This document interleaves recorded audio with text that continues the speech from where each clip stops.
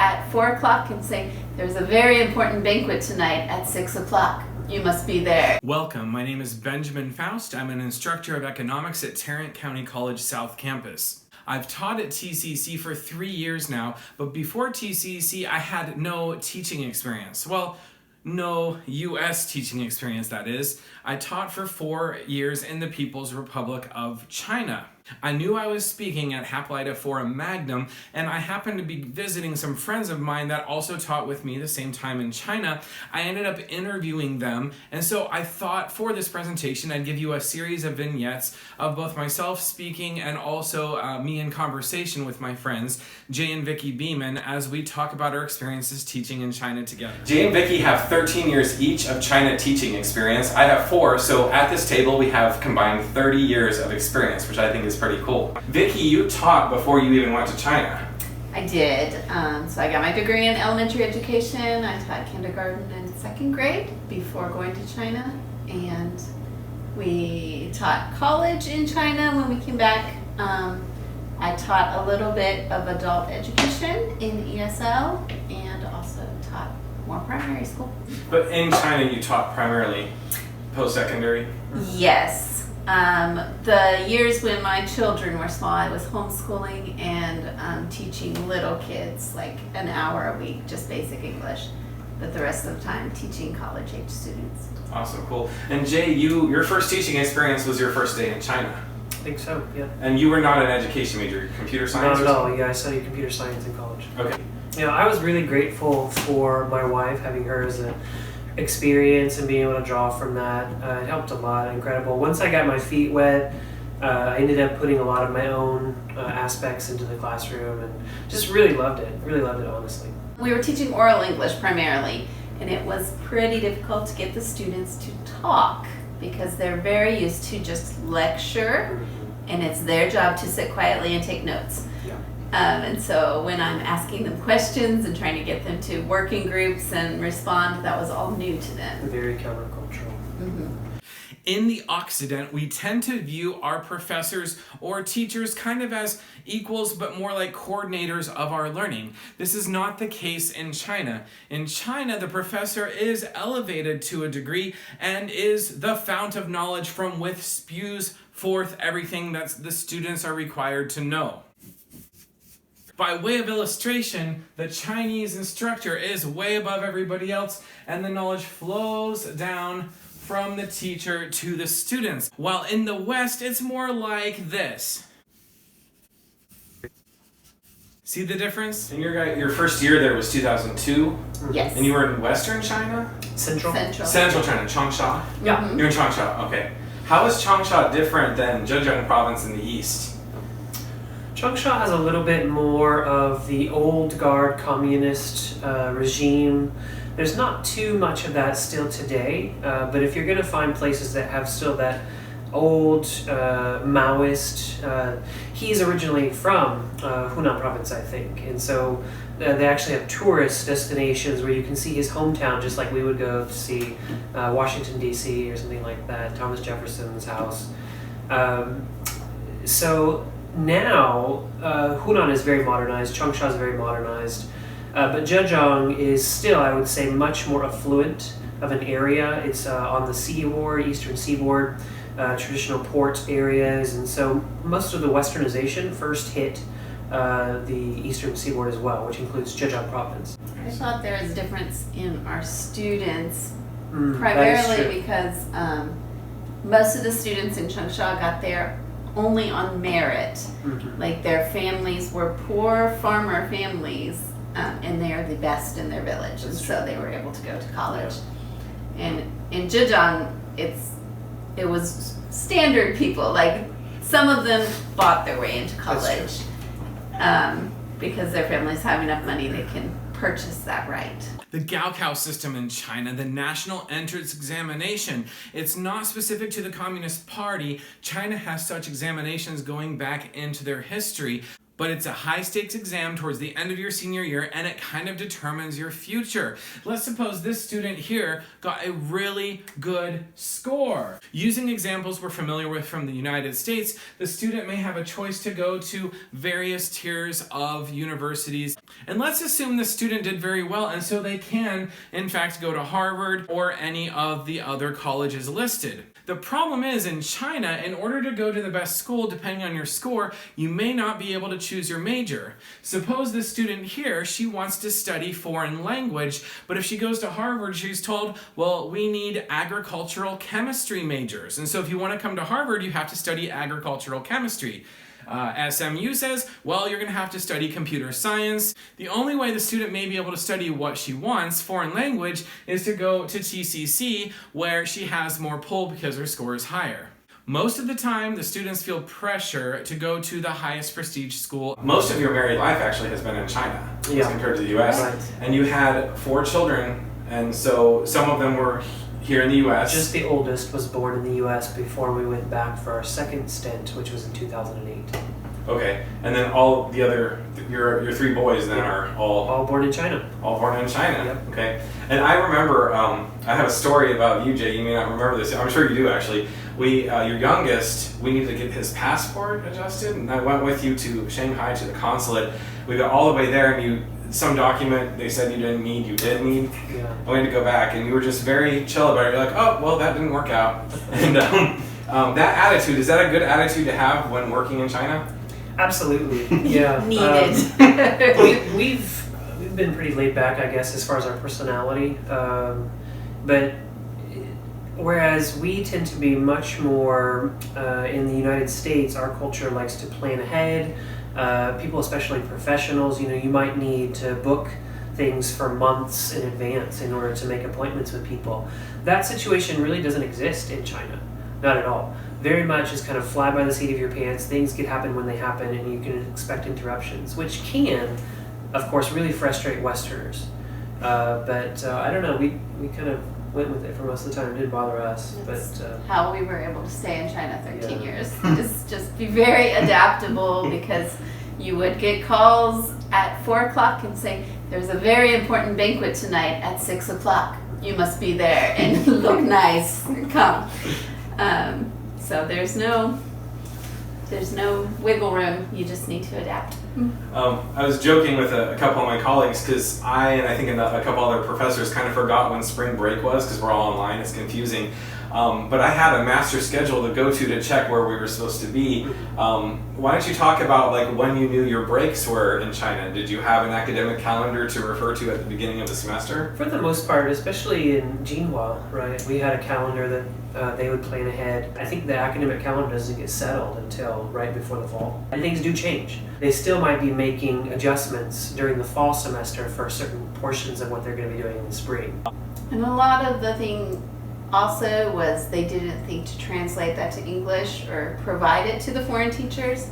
And so sometimes things exist, but nobody has told you the information. It's gotten better. It has, especially where we were in Jinhua. They got a lot better. Our first year was a little rough, but then they were like, oh, okay, you want to know. Okay. Can help train them for the other teachers that came later, such as myself. Right. Absolutely. Most universities now, especially in the East, have much more rigorous specifications as far as who they want teaching their students. As the society has developed, as China has developed, they now require much more experience or much more professionalism with the expectation of who's going to be teaching. However, when we first went in 2002, they were just happy to have basically anyone come in. In some cases, not even requiring a bachelor's degree, but that was like the minimum. If you were going to be a professional, what's called foreign expert in China to teach college-level students, you needed to have at minimum a bachelor's degree, and they didn't even care what field you were in. As long as you had a degree, showed that you had been at the collegiate level, they assumed that you would be good enough. However, now, if I were coming straight out of college, it would be, I would guess, virtually impossible to get into the school that we just came from. because of our experience having taught in China for so many years, I think we just barely meet the threshold as far as what's the minimum requirements. There are some nuances, but in general, you're going to find two different types of foreign teachers in China. You're going to find the research academics and then the teaching-focused academics. From the research-focused academics, the Chinese universities are looking for publications that include their name as where the academic was based. For the teaching-focused academics, they're looking for prestige in terms of having a foreign teacher teach a certain class. This concept of institutions getting face from hiring foreign teachers is evident in what types of American teachers they prefer to hire. Supposing all of the candidates are equally qualified, which of the following types of American do you think would have the hardest time getting a teaching position at a Chinese college or university? If you said the American with the East Asian ethnicity with the Chinese face, you are correct, because the person doesn't look foreign. When the university is hiring a foreign professor, some of what they're purchasing is the fact that the person looks like they're different, which brings prestige to the college or university. They did have more high-level professionals, like I think you were alluding to, such as Christoph Schubert, who was a German professional, ended up being the dean, I believe, over the computer science department. Most expats who go into China are going to end up being more of just the lower-level instructors. But there are some that have higher qualifications. You've not gone to grad school, and you were No. teaching grad school students. Right. Tell us about that experience. Yeah, as far as me, it was a very desirable position. The student caliber, as far as their professionalism, their academic integrity was much higher. In order to get to where they had to have been excellent in their field. So they were a joy to teach, really. And as far as my qualifications, I was teaching a very basic level course. And so it's not like I was teaching a course that required a high level of expertise for me. I'm basically just getting them to speak English. Vikki, did you teach anything unusual, or was it just oral English mostly? I taught oral English quite a bit, but I also taught a class of phonetics. I taught culture, Western culture, and I taught Bible for about a year and a half. And so that was really fun. And that was, just to specify, that Bible class was through the university? Yes. That's awesome. For Okay. English majors, because it heavily impacts our culture. Absolutely, yeah. And so just seeing what that is and how that impacts our culture. Was that fun? Super fun. In China, they had a cultural revolution in the late 70s, and it kind of wiped out all religion. Anyone who was religious in any way was persecuted. And then the government came back in and said, it's not true. None of it's true. Science is true. Evolution is true. If you want to believe in something, believe in the Communist Party. Mm-hmm. We will take care of you. We will protect you. The Chinese, their kind of cultural DNA is more like Confucianism, right? Even though the communism has been there, the roots are still very Confucian. Not the case for the West. Yes, Not the case. that's true. So Confucianism, even though they wouldn't even consider it a religion, is definitely a part of their makeup and kind of the base for their morality, base for their thoughts. And I feel like that is also in the US, the Bible and Christianity is kind of the base for who we are as a country. And I know that that's changing a lot.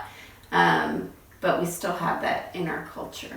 I think it's changing. I think it's still there, whether it's acknowledged or not. There's a visceral reaction because of our cultural background. You see somebody, a stranger in distress, you help them. Mm-hmm. In America. In China, it's changing for the better in that regard, but you might ignore a stranger in China because they don't fall into your... Yes. You become legally responsible for them as soon as you step in. So a lot of people will not help for that reason. Absolutely, and the government is trying with what interestingly called Good Samaritan laws to try to encourage the Chinese to take better care of each other. I didn't realize that. But those Confucian circles they have for guest responsibility to the foreign guest, but they don't have to fellow countrymen that are in distress, which is why they kind of walk around the situation if you're Chinese, and it does happen. yeah. Just as we have a lot of academic freedom here at TCC, you also, as a foreign teacher in China, have a wide scope of stuff you can go over, particularly if you're in a class like oral English, where there may not be the same kind of curriculum boundaries found in more formal subjects. That being said, in addition to sensitive topics like religion, or in some cases topics that may be too conservative for the Chinese culture, there are 3 T's that foreign teachers should really try to avoid. The first is Taiwan's status. To mainland China's government, Taiwan is a renegade province. We in the United States may not view Taiwan that way, and Taiwan itself may not view itself that way, but that's how it is in mainland China. The second is Tibet independence. There's even restrictions when foreigners go there. They have to kind of pre-register, so they're kept track of so they don't cause any trouble. Apparently they have had trouble with this sort of thing in the past. The third is the Tiananmen Square massacre in 1989. While the Chinese are taught about the incident, it's framed in a light that the Communist Party wants it framed in, and it's kind of downplayed as far as its seriousness. Is China at all consistent from region to region? Have you noticed? What they value in different regions is different. Like Central China is known for being very strict because they're very government focused. So yes, of course, different regions have different policies and different focuses. If the rule is the same across the whole nation, how it's enforced is different. Awesome. What about food? Does it taste different region to region? Same dish, different taste? Yeah, I wish I could tell you how many regional cuisines styles there are. I think it's 7, but don't quote me on that. I think it might be 7. So where we were ending our time in China, I think was it salty food that it was known for. And there's 3 regions in China that are known for their hot, spicy food. When we first went over to China, we couldn't hardly handle any spicy food at all. We would go and ask for something to be not spicy.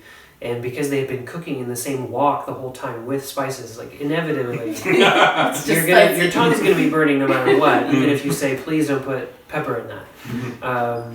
But after 3 years of being there, we really came to love it and prefer, honestly, having some辣椒or some red pepper. Because Hunan was one of the spicy provinces. Yeah. I think Shanghai is known for its own sweet style. Food. Canton or Guangdong province is also known for their dim sum, especially, which is a variety of little hors d'oeuvres, kind of, really small dishes. So much variety, so many things that would be unappealing to Americans.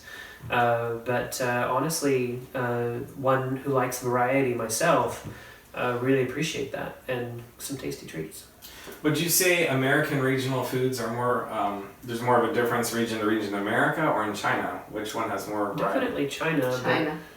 I've grown up in the South, and so I'm not even very familiar with the regional differences in the United States. You could probably speak more to that. I know of specialty dishes in the South that Northerners may not have tasted, but it's not as distinct, I think, as with China. With China, if you go to Hunan, they will serve you spicy food. Yeah. If you go to Sichuan, they're going to serve you food with peppercorns in it. So it's very distinctive, and you can't say in Texas you're definitely going to get this kind of food. You can to an extent. And you've experienced Texas, the South, and the North, so I'm curious, what would you say to that question? I think America's very homogenized. There's Texas specialty food. There's a lot of like Tex-Mex where I am in Texas. And I'm sure if I were in like Louisiana, there'd be that kind of New Orleans cuisine, that influence. And if you're in Maine, you're going to have more seafood, things like that. But I don't think it's anything. I agree with what y'all said, that it's very much more distinctive in China, region to region. China's like a waffle, is what I said, the title of this presentation. China's a waffle, America's a pancake. We think we're the waffle and they're the pancake. We think, like, not yet at the stable because we've been there, but we think of China as this homogenous, and in fact it's not. It's different in many ways. Not every way. There's unity there. We were in Zhejiang still. My daughter slipped at a McDonald's going up to the second level in this McDonald's going up the stairs. She slipped and cut her chin. It was very minor, but we had difficulty finding someone who wanted the responsibility of treating this Western person, child. And I think over there you do have a little bit of somewhat of a prestige status, being a Westerner, being an expert. And I think we went to 2 different places and were refused both times because they didn't want to accept the responsibility. And finally ended up going to, I think, a plastic surgery hospital. To get the stitches on her just- chin. To to get 5 stitches. Yeah. And they did a great job. And there's other stories like that too. Talk about, this kind of relates to face, the concept of face, not wanting to look bad if you do make a mistake with like a foreigner's child. How does that concept fit in with your work there? They talk more indirectly than we would in America, so that was probably the biggest annoyance, was like they don't want to lose face, so they will not say, no, you can't do that. They'll say, oh, we'll see about that. But it's a no. But they didn't tell you no, and so you get a little confused and you're like, I wonder if they're still talking about that. I wonder if it's going to happen. And in their mind, they've already told you no. But in your mind, you're like, oh, I don't know. So Sometimes maybe is maybe, right? It's not always cut and dry. right, yes. But it's a lot vaguer than it is in America. Did you use any different teaching methods in China as compared to the U.S.? I think in China is where I learned wait time. And just used that a lot. Like I would stand silent for like 30 seconds and just look at people until somebody was brave enough to speak out. Or in China, I also started using like, tell your partner the answer first before I call on anyone, just to give them a little bit of, I can actually do this, and talking to somebody next to them before I would ask them to speak out, which are both good policies to do in America also, but in China, like they would not speak unless I put forth some extra effort to get them to speak. China is currently converging with wealthy nations economically. Poor countries can and do grow over time. Wealthy countries do as well, but you'll notice that the growth rate is not incredibly strong. When a nation makes changes in order to improve their system, they sometimes can go through convergence, which is a period of rapid growth. You'll see here they break away from the pack. They may have some stall-outs and stuff, but eventually they converge or move together with the industrialized nations. China made many changes to make this happen, but one change in particular I want to focus on is the one-child policy. In modern Chinese culture, if women are not having children, they tend to go to work, which lifts the economy in the short run, but then causes a decrease in the birth rate, which means down the line there are fewer Chinese workers for the future economy. Basically a trade-off, more productivity today at the expense of the future. China's close to 1.4 billion people. And to give you kind of an idea of the impact that the one-child policy had, 400 million pregnancies were either terminated or prevented through the policy. And that is more than the population of the United States. The top 3 countries in the world by population as of right now are China, India, and a distant third, the United States. Within 5 to 10 years, India is actually going to rise up to number 1. China will fall to number 2. At the same time as that, China's population will hit its peak and begin slow decline. The year 2100 is important because it's when the United Nations is projecting the entire Earth's population to peak and begin declining. Who will be the top 3 then? Although it also will begin declining in population, India will maintain the largest population by 2100, China will follow, and then Nigeria will be 3rd place. I put a little asterisk by both China and Nigeria because I have seen a projection where Nigeria is number 2 and China is number 3. If China were a wave, it would be cresting now, and they have a relatively short time of which to kind of establish themselves before other powers begin the power sharing with the United States. In 2012, the workforce in China began shrinking, the workforce being those between about ages 16 and 64. In 2020, the rural to urban migration in China was no longer enough to make up for the fact that they had a declining workforce. And then about 2026, 2027, this switch with India will happen as China's population begins to decline. Because you were there from 2002 to 2018, that's a 16-year period of time. How was China in the early aughts as compared to China in the late teens? We had green chalkboards in 2002 and desks that were bolted to the floor in straight rows. So yeah, by the time we left, we had very technological classrooms with like computers hooked up to projectors. We still often had bolted to the floor desks, and that's more speaking to their lecture-based education system. Even in elementary schools, you have bolted to the floor desks, so it's from ground up, that's how they learn. Did you use rote or repetition in your classrooms more because that's a learning style they're used to, or did you avoid it to give them more perspective? For me, I tried to teach them not only the content, but the American style of learning. So I was purposeful in teaching them in an American style. How are the Chinese as students? I'd say in general they are excellent students. Very excellent. Excellent. Yeah. Almost all of them wanted to be there and wanted to learn, and I think in any classroom we would have like maybe 10% of people that didn't want to be in our class in particular, because it's like, I hate English and I've been forced to learn English for 8 years and I don't understand you. So we did have that, but you had a ton of students that were like, teach me anything you can teach me, I want to learn. And those high-performing students who are engaged, that those are, unless they're too much, they're often the fun ones, yes? Or no? Oh, yeah. For sure. Yeah, so for the students that are those high-level students, we talked about some that maybe even more high maintenance because of that.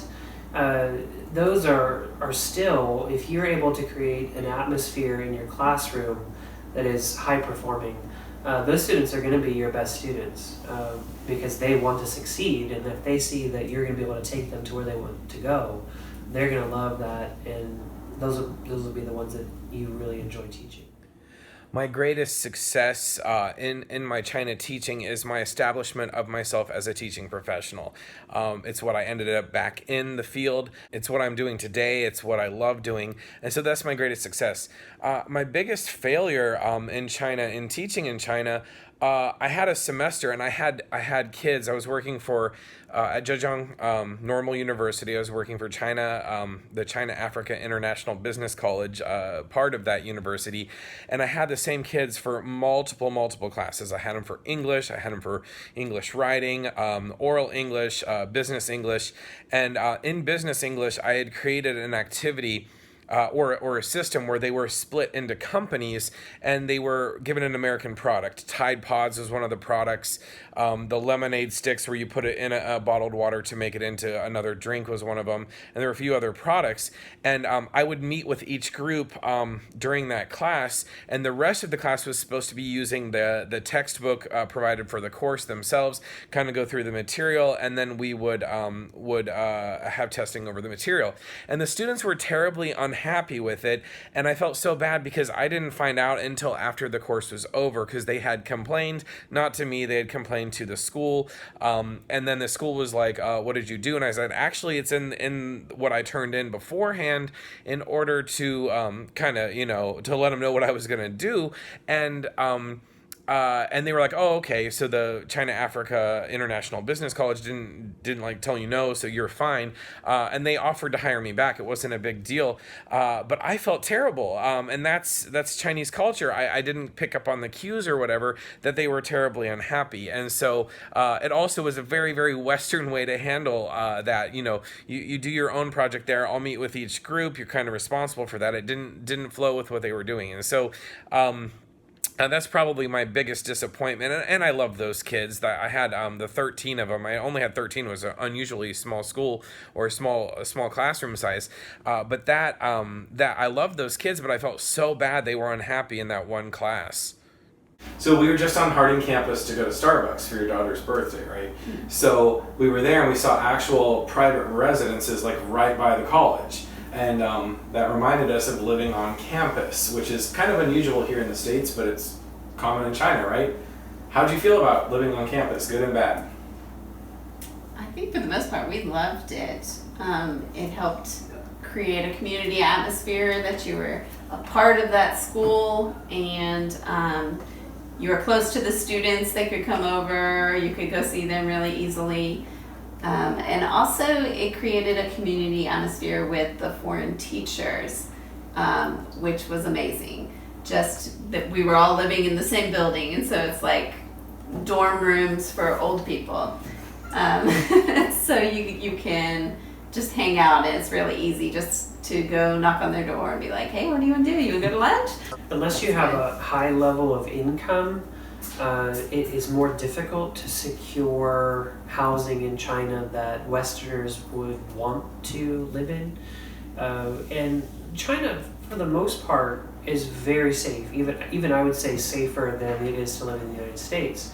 But you have a lot more security and peace of mind by being on campus. When we first moved in 2002, the housing was very quaint, very simple, but it would be a challenge for, I would guess, many people. It's gotten better. The last apartment we had was certainly the best. You guys left in 2018. Yeah. Since then, there's been political shifts, and there's been, of course, the coronavirus. Right. Was your timing good in leaving? Yeah, fortunately, I mean, we kind of fell into that. We didn't, of course, know things were going to change. I mean, I guess, sensed a shift coming from the situation in the government there. That's not why we left. I think it's just good fortune that we ended up getting out when we did. Other friends have told us that Americans are viewed now with more reservation, not only due to the differences and the tension with our country, but even just from the pandemic, recognizing that outsiders might be dangerous. Would you consider going back ever if the opportunity presented itself? We might have different answers. Yeah, I would. for sure. She would still be there if we could. I mean, Yeah, I did. I loved our time in China, and I felt like it was a great place to be. Mm-hmm. We lived a good life. Mm-hmm. Yeah, I also really enjoyed our time and wouldn't change it. Didn't regret staying as long as we did, or any of really much of the experience there. It's just I have allergies, probably due to the pollution over there. Have a lot more sensitivity with pulmonary function.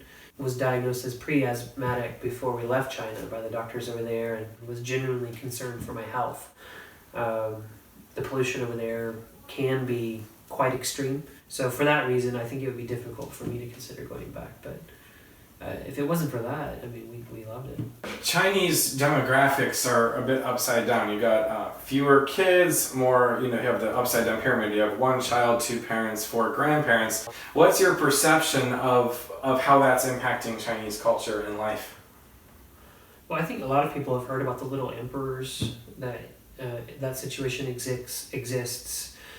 Because it's just 1 child, and that's since been done away with. Now a lot of families are able to have 2 children, but before 5 years ago, the legislation was that they were only allowed to have 1, and this child would be doted on by that family unit. So you mentioned the inverse pyramid, right? So grandparents, of course, only having the opportunity to love on 1 child. There certainly is this whole generation, or 2 generations perhaps now, changed to who they've become. Chinese society tends to give a lot of deference to those who are young and to those who are very old. But it's during the working years that the society imposes more control And then, of course, it returns back up to more deference once the working years are older. In contrast, in general, in the West, we look a little bit different. We tend to give less deferment to the young and the old, and then during those working years, a high degree of freedom is given, and then we take decisions away from people when they are old. Big cultural difference there. Well, thanks so much, guys. This is a huge favor they're doing for me. I happen to be visiting them, and I'm like, hey, do you want to be in this presentation I'm doing for where I work? And they were agreed to. So thanks again, Jay and Vikki Beamon. Thank you. Of course. Yeah, we love China, love talking about it. It's a big part of our life story, and yeah, anytime. Fantastic. Bye, everybody.